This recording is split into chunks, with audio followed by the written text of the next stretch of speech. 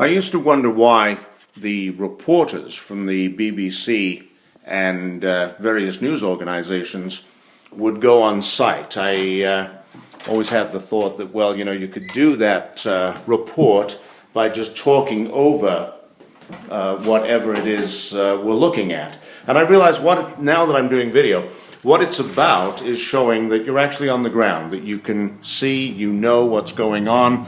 You're there, and I'm here in Rosedale today. I've just finished a showing at 176 Glen Road. Beautiful refurbished property, ripped down to the studs, and we were initially called in to lease the property, and I've done that. We've got a successful lease on this property. We achieved the objective, if you will, but the owner said, you know what, since the initial objective was to sell the property with another agency, why don't we continue on? Why don't we lease the property, and if we can, we'll then sell it to an investment. Perhaps there's somebody out there who doesn't need to move this week, this month, this year, and that's who we're looking for right now.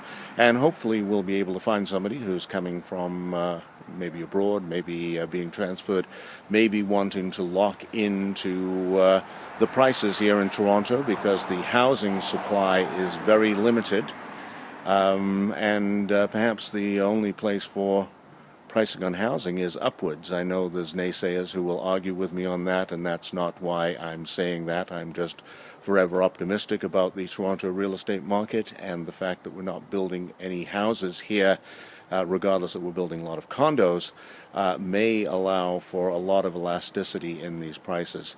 By the way, Rosedale, if you don't know it, is a suburb in Toronto. It's very close to downtown, perhaps an ideal community. It's one of our high-end communities in terms of price, quality, and probably history. It's got a lot of history in this neighborhood.